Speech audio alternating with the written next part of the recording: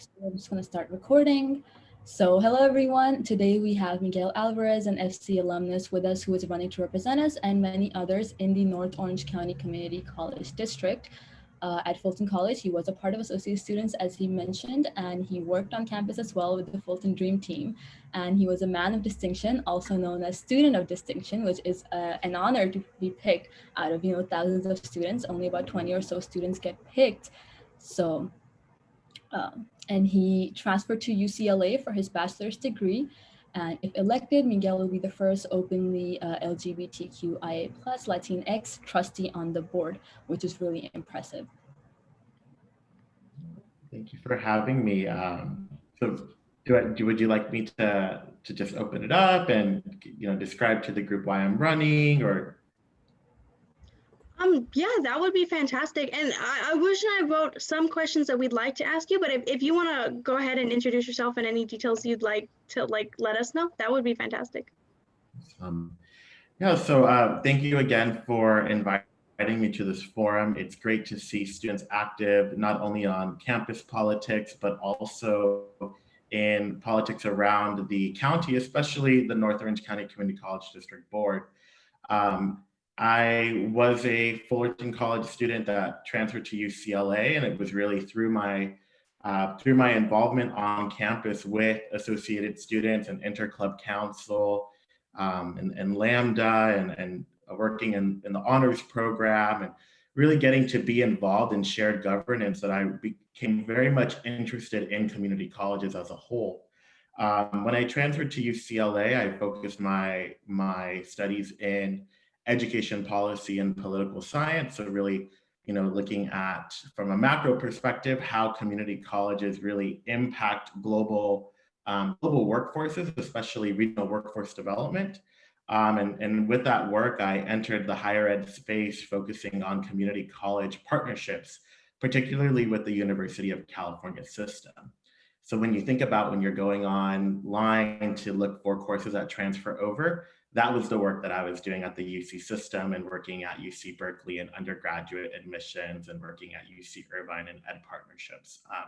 So my passion has been community colleges for my whole career, partly because of how my experience was shaped going to Fullerton College and knowing how many students that come onto our campuses from all walks of life. We have veterans, we have single parents, we have underrepresented minorities, LGBTQ, students who come in traditionally from high school. And we need to be prepared as a state and as a country in our education system to build quality pathways for our students to not only transfer to four-year universities, but those who want a career technical education. I want to bring that culmination of experience of working in the UC system in California community colleges, as well as in education technology, to our board. I think that there is an opportunity for us to have a champion who has gone through the experience of a student and has worked in education technology and community colleges to advocate for US students and understand how to design support programs and academic programs that are actually going to close equity gaps in the education system and prepare you for new and emerging jobs and new markets and careers that are coming with technology, right? I think that is so crucial.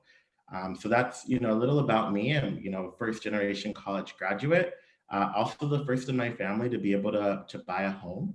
And I really wanted that to that resonates with me because there are a lot of students at Fullerton and Cypress College and NOCE who are first gen, right? They're the first in their family navigating this process. And I think for me, it's really about giving back to our community colleges and particularly underrepresented groups that have needs that need to be addressed on our board of trustees.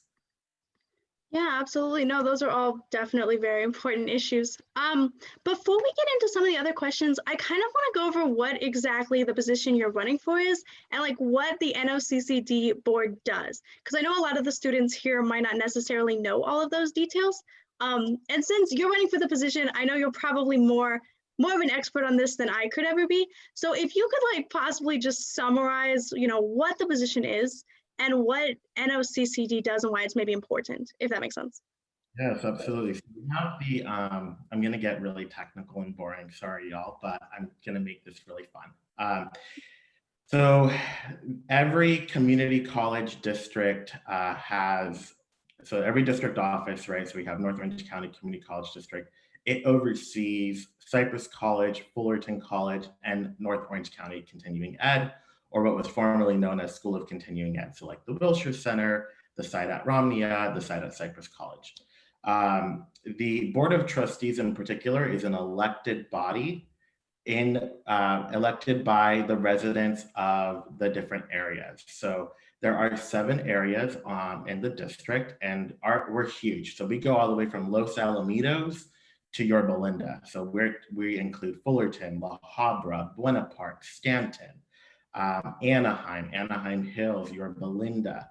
I'm trying to remember who else is in there.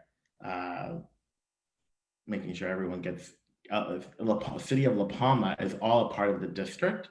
And then we're elected by the constituents and taxpayers who live in those different areas. So my seat in particular is Area 4, which would represent West Fullerton and La Habra and a little bit of unincorporated Whittier and a portion of La Mirada and Buena Park.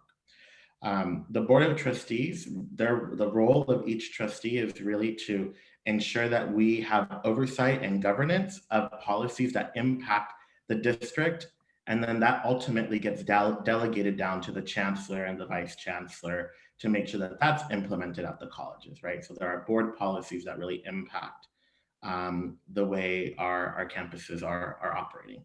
And then there's the budget. So we have the budget, that's the general operating budget, and then you have the Measure J fund, so capital projects that are bonds that are overseen by the Board of Trustees.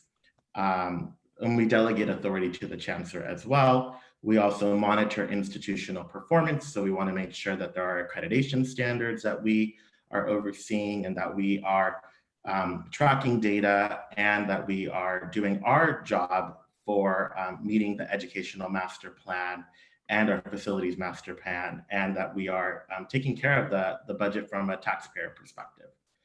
So that's overall what the role of a trustee does. It's governance, institutional health, finance and budget and transparency, as well as representing the constituents of the areas that they represent, depending on how they're elected. Yeah, absolutely. Thank you. I know that's kind of technical, but I appreciate how you explained it, just so that it's kind of simply out there for people to understand, just in case they don't know. So I really appreciate that. Were you ready to ask? Okay. Yeah, so thank you for explaining what hopefully your future job entails. So could you please elaborate a little bit on how your position would directly affect us, like Fullerton College specifically? Yeah, absolutely. So part of what the role of the trustee is to be an advocate and a champion on the board. So for example, we know that there are many students who are facing housing and food insecurity. There are students that have been impacted by COVID-19 due to lack of access to technology and Wi-Fi. So for me, my role as a trustee would be to advocate to ensure that we are budgeting for the services that are going to impact students, and that we have quality programs, associate's degree programs, career technical ed, transfer initiatives, and that we continue to fund and allocate resources into those areas that would impact students. Other things that really are, that impact Fullerton College in particular, you have the partnership with Pathways of Hope, right, for the food bank, that we continue to look at partnerships and expand that so more students are served. We also have issues over, personnel, right? So classified staff, faculty, and students. We have our faculty and staff that don't have dependent healthcare coverage. So it is, our job as the board to make sure that we are working with our different unions and with our students to make sure that we are fighting for them, right? And we are doing it in a way that is sound in budget, right? So we don't want to run a deficit, and we want to make sure that the colleges operate. So that's a little bit of like my vision of the role. And then again, as I mentioned about experiencing the firsthand experience of being a student at Fullerton, really the ability to shape infrastructure, right? So you all are still registering on the same service that we have had for years. Banner is a terrible student information system.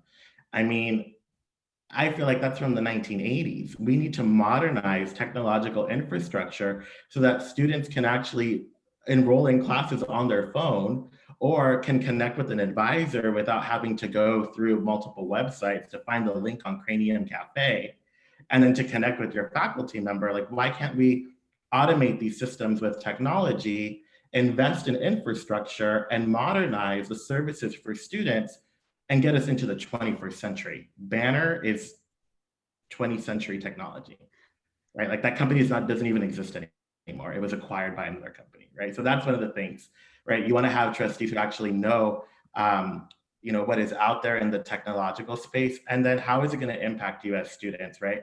So you could send a text to a faculty member or your counselor, or admissions and records could say like, hey, Madison, it looks like you're one course short of getting your IGETC certified. Now we're thinking about ways on how that supports student services. I would also say on the shared governance piece, students being more involved, right? I don't know when the last time trustees have ever come on campus and done forums with students or have gone to student government and talked with students about what are the concerns, right? Because you all live in the district. You all are voters in the district. And so it's important that we also institute the ability for you all to know who are the people making decisions over the budget, right? And so those are some of the things really that I would bring forward on the board. I really appreciate your commitment to getting involved like with the students on campus. I definitely agree that interaction is definitely important. So I appreciated you saying that. On the kind of similar to the topic of being involved, I know a lot of the people here are actually interested in becoming more involved in politics, or at least more like involved in a community level in politics. And so I was wondering, like, if you had any suggestions as both a candidate in Orange County, but also as like a previous FC alumni, what we could potentially do as students to be involved in our community and helping to push for some of these issues and changing things on like a community level, if that makes sense. Yeah, absolutely. So one way, obviously, is through being active in the clubs and interclub council AS, right? Like you all are elected, and you all get to serve on the different various committees on campus that give you a seat at the table, right? Because you need to have faculty, classified administrators, and students to be a part of a shared governance group. That allows you to have a voting power, right? You have an input on the issues that affect the campus level. Then if you want to move into the city, the county level, there are boards and commissions that you're able to be appointed on by your local elected officials. I would say also interning with the various campaigns that happen, right? So we have an election cycle now, but there's also one coming up in 2 years. Those are things that you can do as well. And then being an intern in offices, for example, like our assembly member has an office here in Orange County. You can intern for the assemblywoman or for our congressman or our members of government. Those are ways to get involved at the local level. I would say too, there are great organizations like the New Leaders Council. There are organizations that help train students to run into public office, and I'm happy to kind of talk about that as well, or give you resources if you want to connect with me that train you on how to run a campaign and on how to impact policy, right? So those are the job experience ways to do it. I know that on campus you have the political science 199 and 299 course, so you'll actually get credit to do some of this work. So it's great. You're going to be earning transferable credit while you're also learning about the political process. Nonprofits are other ways to get involved as well, right? So there's checks and balances in government. You have the governmental system, the nonprofit space, and then the business space that really all impacts the local environment that you live in. And I think that that's all a part of our political process. Yeah, thank you for explaining that so much. And I saw Madison smile too, because we're both in the Poli Sci 299 class right now with Professor Jody Balma, and it's definitely a fantastic experience. So I just want to broaden a little bit on the question that Madison asked, is that so a lot of us who are attending tonight, I'm sure are interested in career in politics, but unfortunately, because politics seems so out of touch, it just seems so national, so elite, right? We tend to believe that's not our place to be.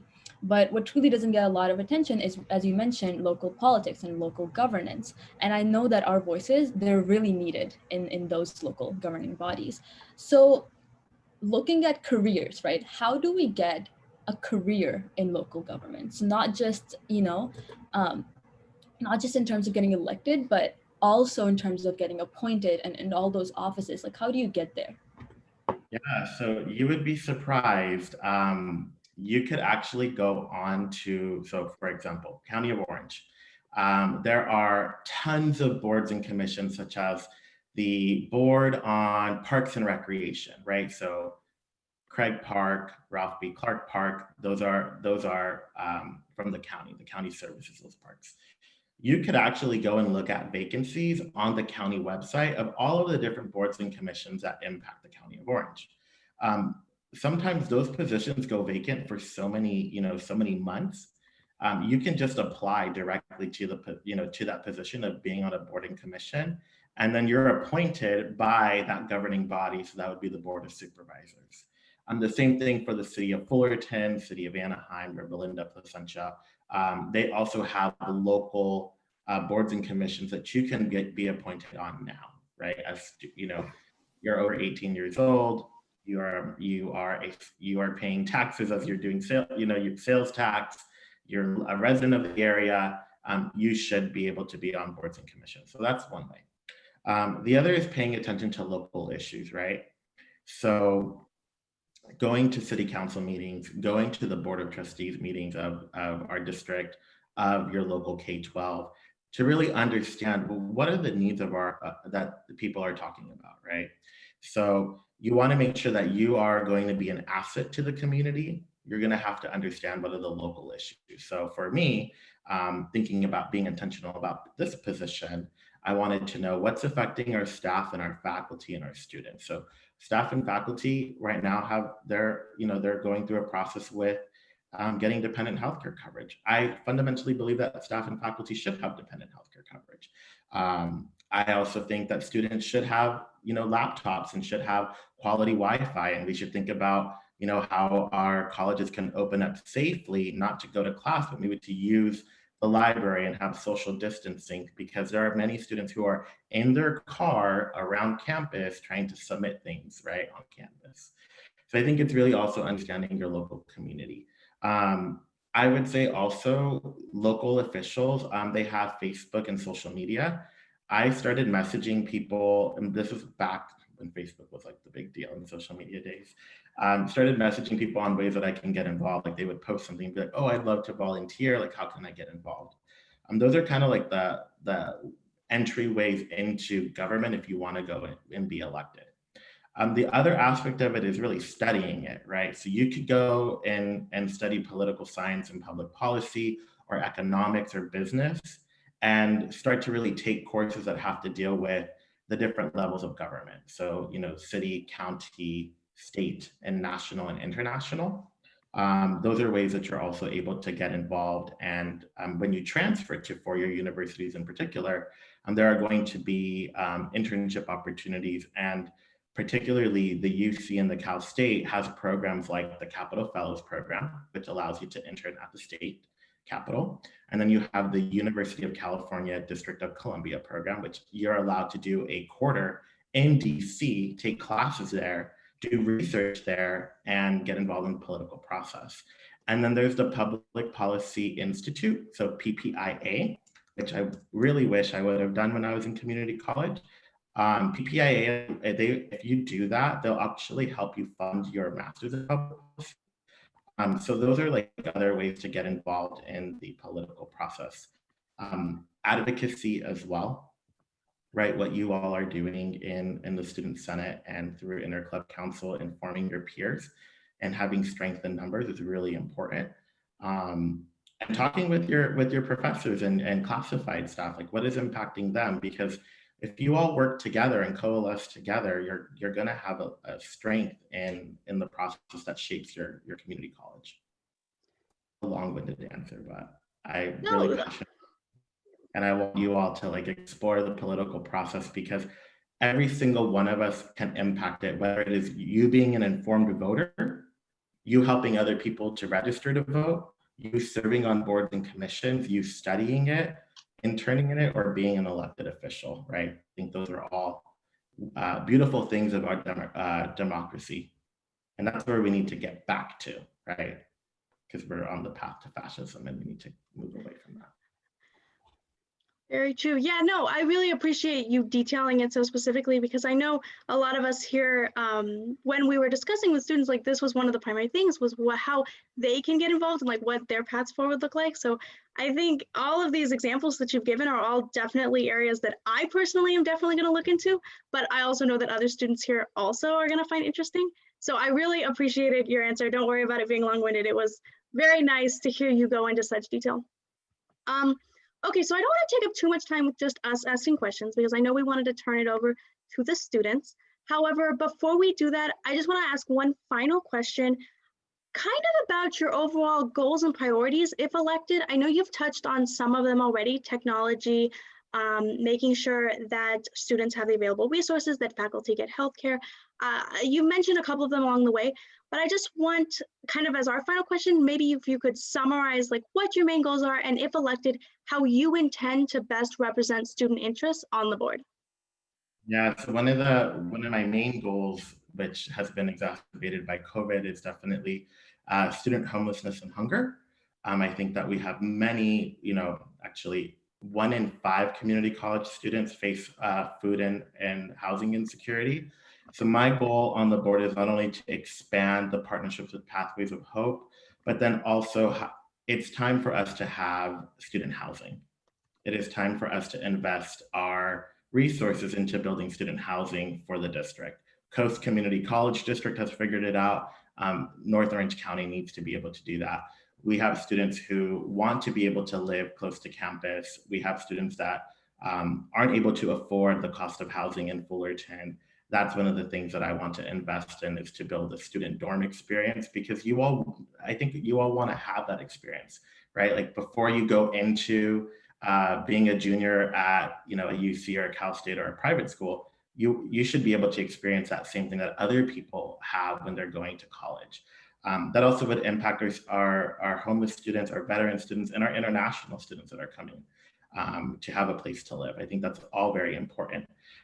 The other is making sure that we have programs, academic programs. So we have academic and student services.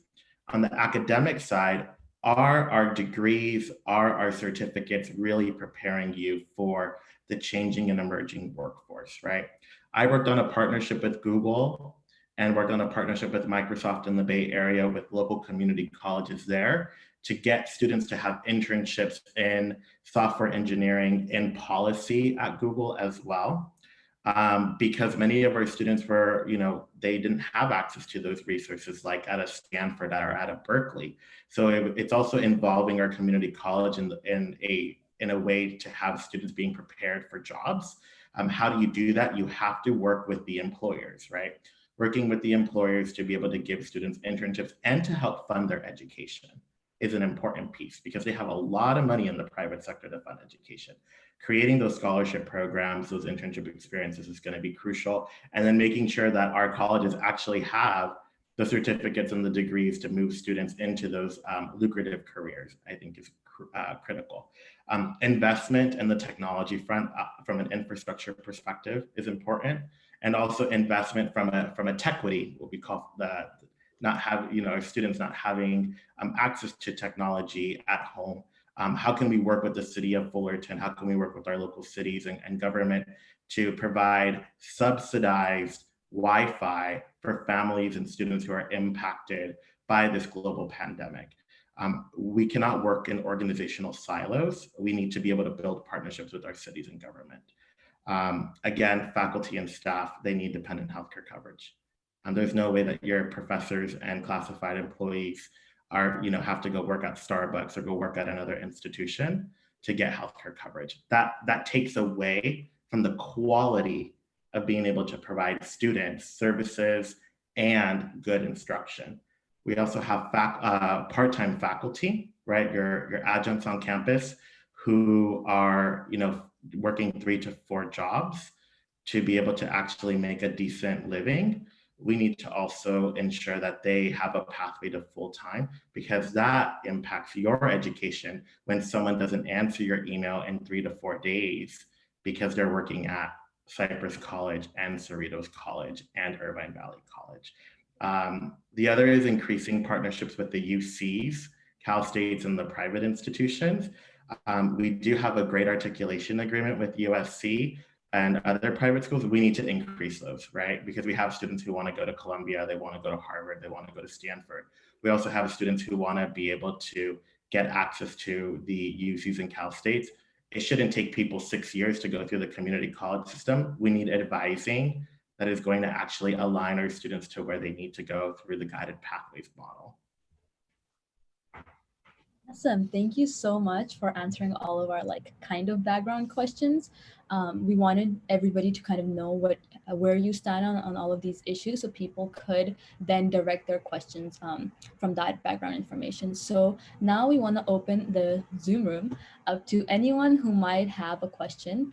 And if you want to unmute yourself, you can click on the participants icon and you can raise your hand, and then Madison and I will call on you. So then you can unmute yourselves and ask your questions, or you can also put your question in the general chat so we can read it out loud. You can also private message it to me or Madison if you want it to be an anonymous question. So all of that is fine. So if we have any questions, I'm going to keep an eye out on the participants tab to see if we have any hands being raised. Okay, so I've gotten a couple of private messages now from a couple of different students. So while we wait for other people to formulate their questions, I'm just gonna go in the order that I received them. Mm-hmm. So that I got asked was, what separates you from the candidate running against you, which I believe is Evangelina Rosales. Yeah, so that was my first question that I got messaged.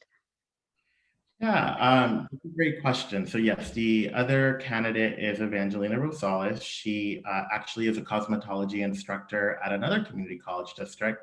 I think what separates me is my breadth of experience, right? I have worked in the UC system. I have created a Promise program similar to the North Orange County Promise. I have also served on statewide and national committees on student success. Those are all areas of expertise that I will bring forward to the board as a policymaker, right? I think it's important that we elect someone who has the trust of the community and also has the experience of what a public budget looks like and is going to be able to advocate for the students and advocate for our staff and faculty. I am endorsed by the Adjunct Faculty Union. I'm also endorsed by Molly McClanahan, who was the former North Orange County Community College District Area 4 trustee, Fullerton City Council members, La Habra City Council members, as well as 3 of the trustees that are on our board currently. I think that that's really important in understanding that the candidate and I have both gone for the same endorsements, and I have been, over time have continued to get endorsed by organizations that see my vision and see the experience that I bring for students to the Board of Trustees. I think that is speaks volume to why I'm more prepared for this position and will actually do something for our district and bring a new modern approach to how we enhance our colleges and how we invest in critical support services and infrastructure that will modernize our institutions and really propel them forward. Thank you for that detailed answer. Really appreciate that. So I believe Lindsay has the hand raise function up. If you could unmute yourself and ask your question. Hi, thank you. Thank you for calling on me. Hi, Miguel. So I have a question related to dual enrollment. I'm a parent of a high school student in Fullerton Joint Union High School District, and I know dual enrollment has been something that's really caught a lot of, I don't want to say fire, but I guess it's exciting to a lot of communities of making college accessible to high school students. But one of the concerns that I have is whether or not those students are going to be taught by full-time instructors or adjunct instructors. Can you talk a little bit about, you know, a little bit more beyond this program as just something that exists, and, you know, what would you tell parents about whether they should be putting their kids in this? Can you speak a little bit to that? Yeah, so it really depends. Dual and concurrent enrollment, just so everyone understands, it allows high school students to either take a class at Fullerton College or Cypress College or NOCE and gain college credit, or the class is taught on their campus. So, like for example, I did a dual ethnic studies program with Western High School back when I was at Fullerton College, and I think it's going to be dependent on the student itself, right? Because if we're going to be sending students to take a class at Fullerton College, we want to make sure that they're academically prepared to do that English class or that math course or that social science course or whatever else that they're thinking of taking at the campus. The reason why I say that is because that grade is going to count on an official college transcript, which means that when that student is ready to apply to college, and if they don't do well, that is going to count against their GPA. Oftentimes you'll see underrepresented groups that are doing dual and concurrent enrollment don't have the adequate resources to excel in those courses because of the poor academic preparation from the K-12 system.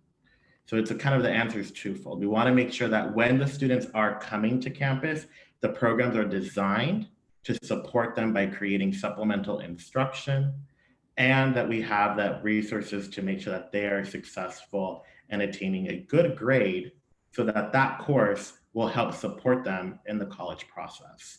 Now, for those students that come from Troy High School, like, you know, the magnet program, they're taking these courses and they're trailblazing through them.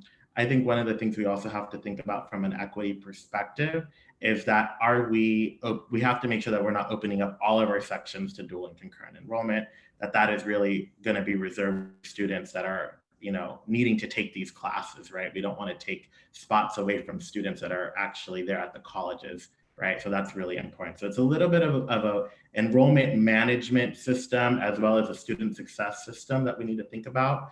And then of course, the parity between adjunct and full-time, right? So we have full-time faculty who may not be interested in teaching that course because it doesn't fall within their schedule. Usually a part-time professor would be the one to teach that. And we want to make sure that they have the same level of equity in terms of how they're paid. Sometimes the district will pay adjuncts on the prof expert salary schedule when they really should be paid on the schedule for their an academic salary. So it's really important how we design the courses as well. Okay, great. Yeah, thank you so much. Okay, so the next question, I think what Aruj and I are intending to do is to alternate between questions in the chat and then questions with raised hands. So if you raised your hand, we'll go after the question in the chat, if that makes sense. So the next question I got was regarding printing. So the student in question has had experiences where professors have kind of shut down, have required them to print, but they haven't been able to. I know you've talked a lot about tech and the need to make sure that we have tech equity. So I was wondering if you had, I guess the student was wondering if you had any thoughts or opinions on that issue of printing. So there are multiple questions with printing. One is the professor mandating that essay or that assignment be printed and turned in? It appears yes. Yes. Okay, the student messaged me and said yes. Okay, well, that's unfortunate that we're still operating in 1984.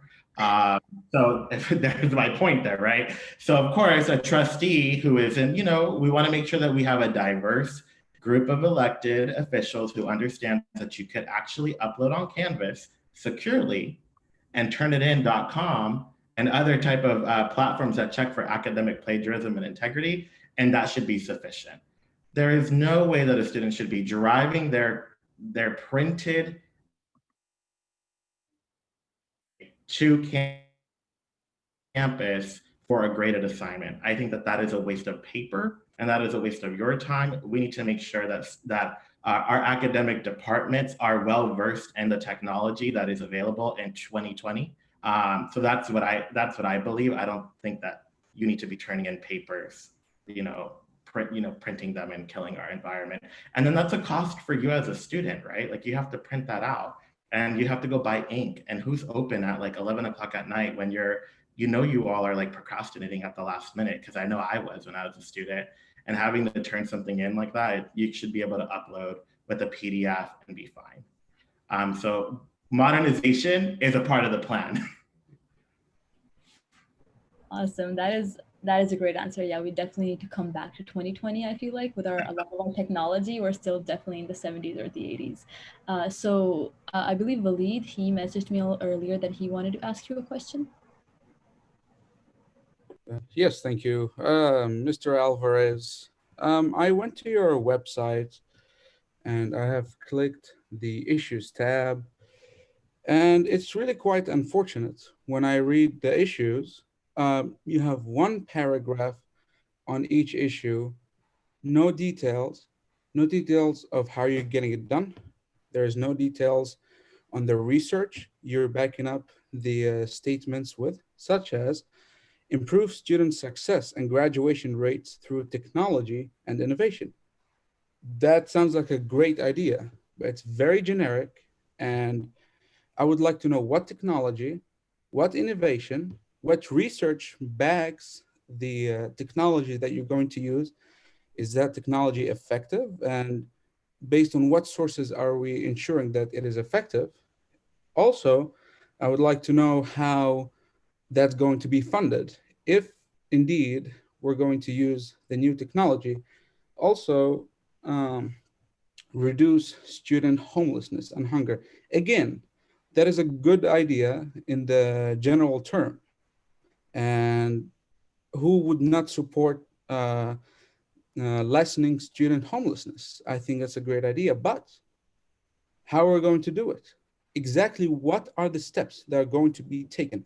What coalitions do you have or planning to have with other officials to actually get that done? And how are you going to be having bonds for that? And is this going to be a statewide proposition or not? How is this going to be funded? The general ideas are great, but there are no details and there's no concrete research to back up most of the information, at least now on your website. And I can't find your resume. So you speak about your experience, and I certainly believe you. But I think it would be quite helpful if you would post your resume online, telling us what years you have worked and where have you worked, what kind of experience have you engaged in. That's it. Yeah, so typically candidates, of course, I definitely believe in academic research and looking at policy is really important. If you look at a lot of candidates, they're not really posting their curriculum vitae. I don't think that that's something that, LinkedIn.com, right? You can definitely look me up there. So I'm happy to put the link there to be able to, you all can look at my resume. In terms of infrastructure for technology, so we're talking about utilizing a CRM or utilizing products like Workday Student, Salesforce, and the student information system that'll actually allow us to track student progress. Because right now, unfortunately, when you're looking at community colleges, a lot of the programs are tracking on Excel spreadsheets or doing a lot of paper-based tracking. And students really fall through the cracks there, right? We want to make sure when a student is ready to transfer, it shouldn't be on the student themselves to have to go and fill out a piece of paper that has 3 forms on it. And then you have to go in and get the right counselor to figure out whether or not you're ready to transfer to a UC or a Cal State. We want to be able to have the data to say, oh, you know what? The student is ready to transfer. Let's send them a text message or an email saying, hey, did you know that you are ready to transfer with your associate's degree in sociology or in business, or you have X amount of courses left to reach your 60 transferable units. That allows us to use automated technology to be able to use the data to help you in your academic pathway. Currently, I don't believe Banner has that capability. At least when I was there, there's no capability of actually telling the student when they're ready to go to the next step in their, in their desired outcome. There is an ability to email students, of course, but we want to be able to build out an automated workflow that allows this to, not require a lot of staff time to actually get those messages across to students in a way that is going to help you be successful.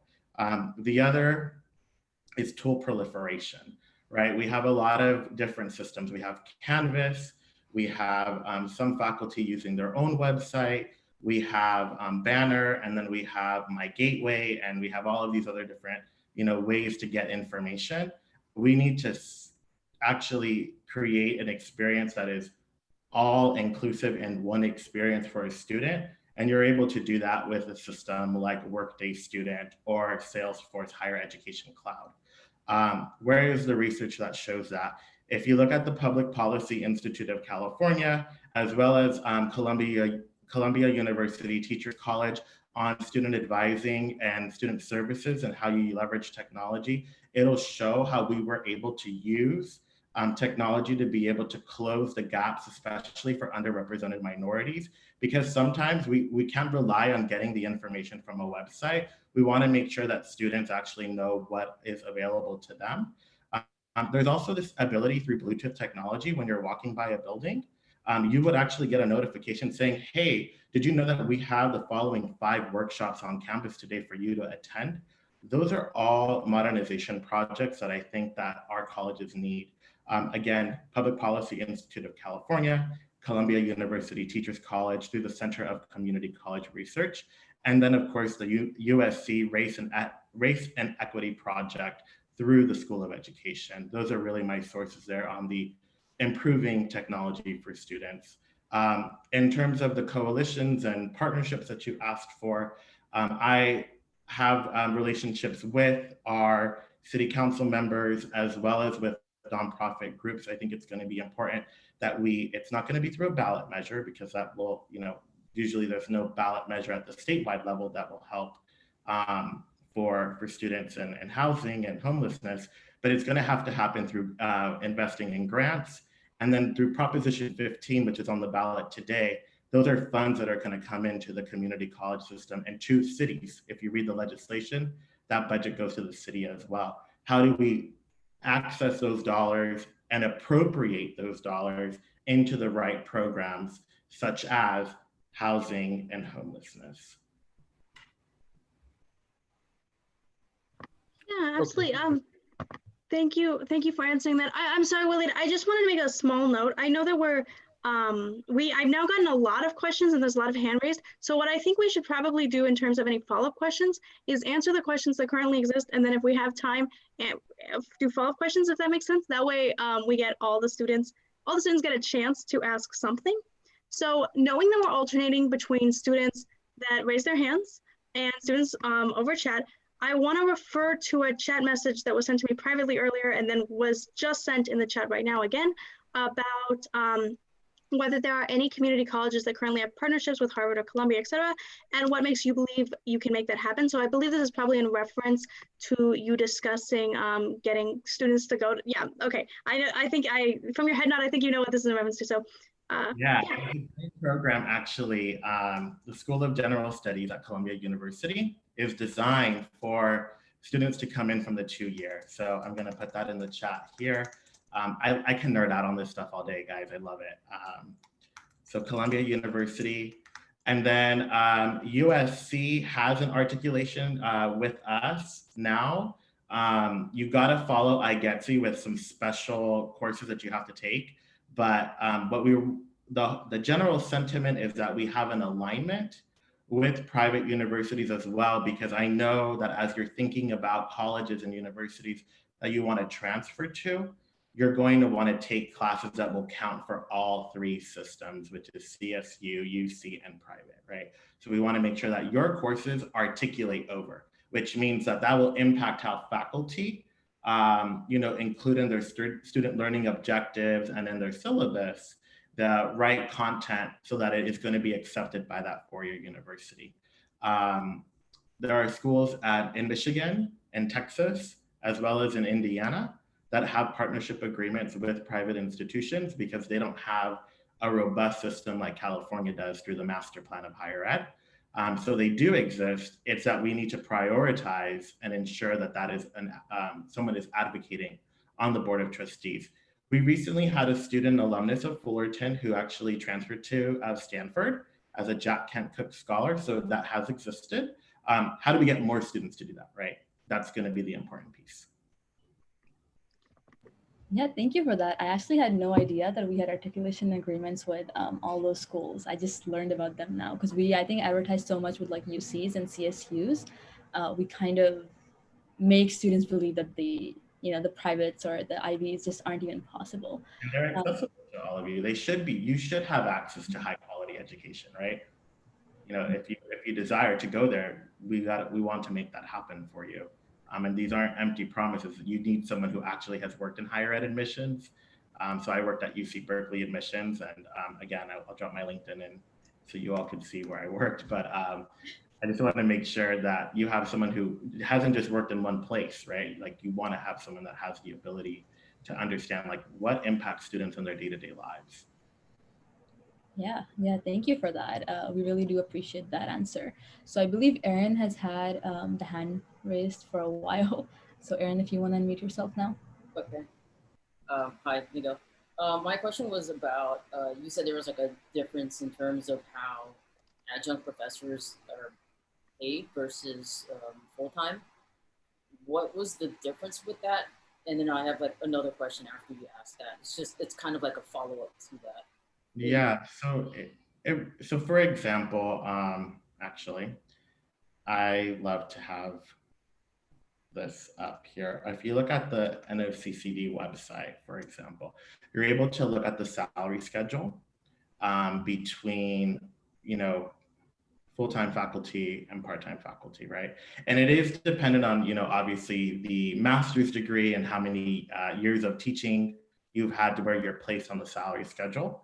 But there is a difference. So for example, if I were a full-time faculty member serving on a committee, I get release time, right? Or I get release time to do certain things. Like I could be a Jody Balma and be a coordinator of the honors program. I get 6 units of release time to do that work. Adjunct professors don't get that luxury of what is called release time. They could either be paid as a professional expert for attending and doing committee work, or they could be paid as a part of the load that they have, right? So that's the differences between a full-time professor and a part-time professor, is that the contracts are different and they're negotiated differently.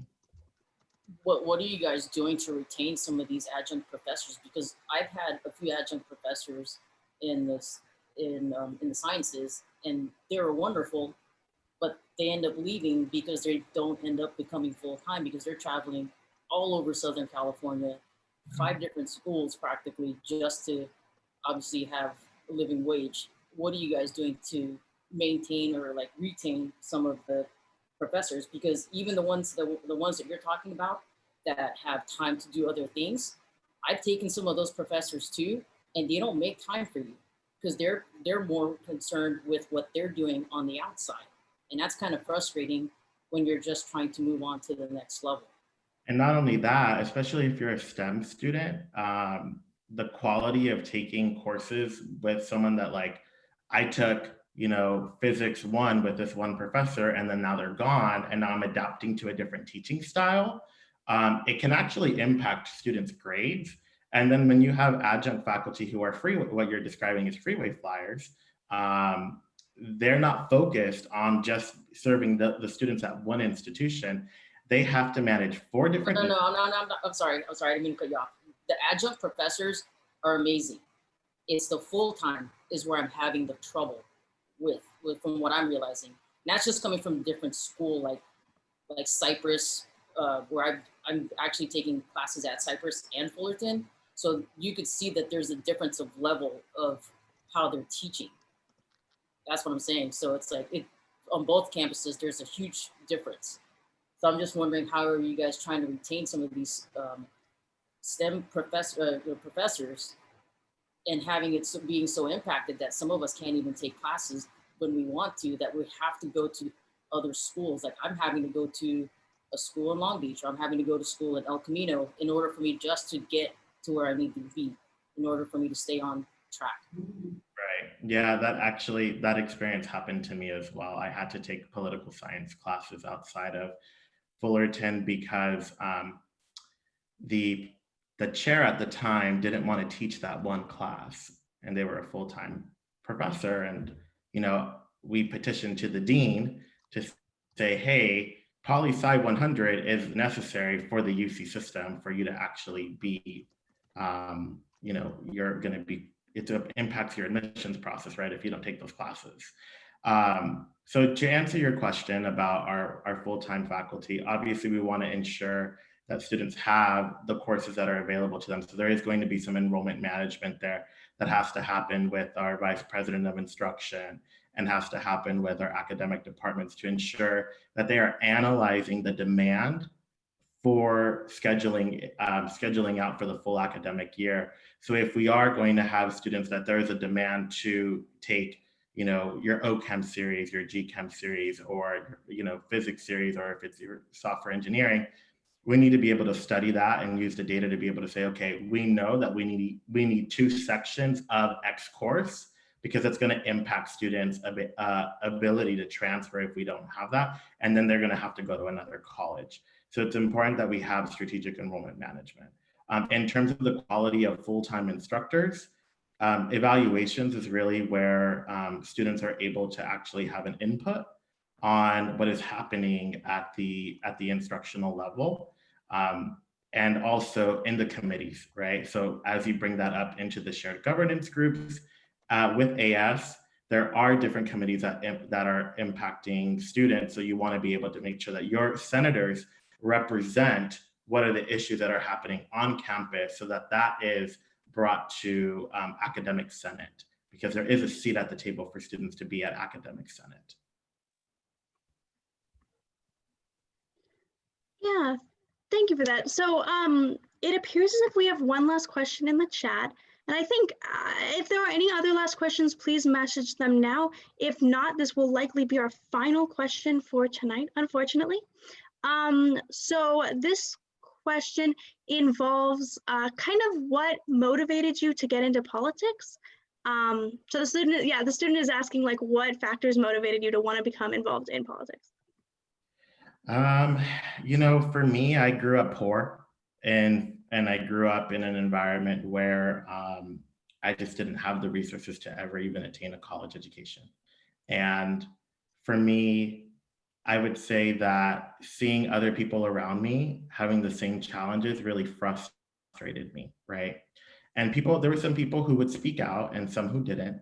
And I always found that I was the loudest person in the room to say, like, hey, this is impacting students of color, or hey, this is impacting students with disabilities, or this is impacting, our overall campus population.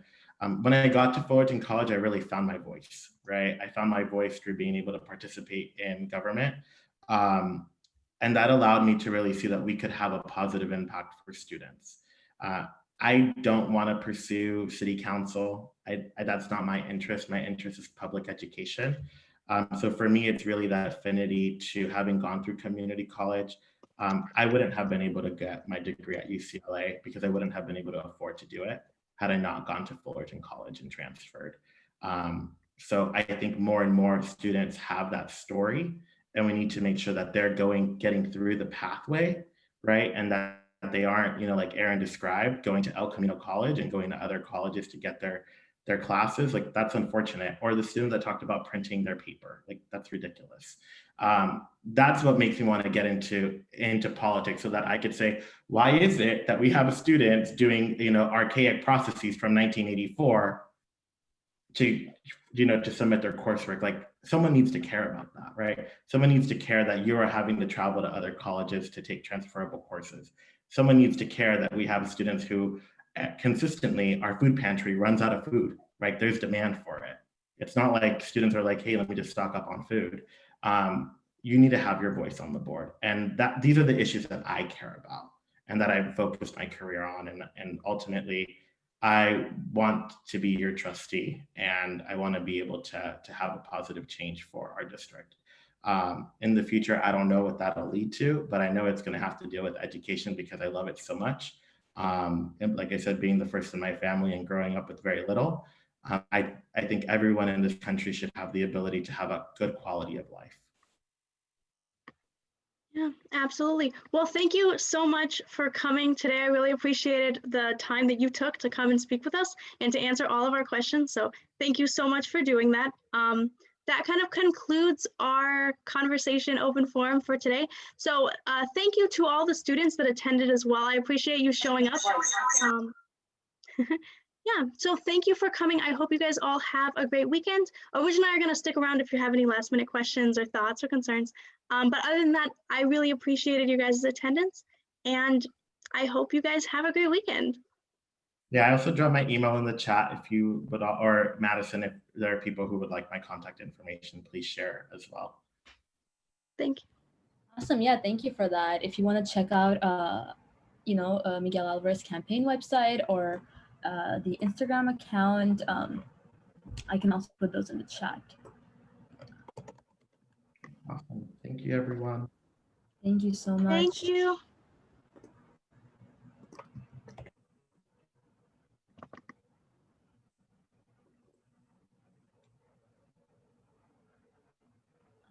Madison, do you want to stop recording now?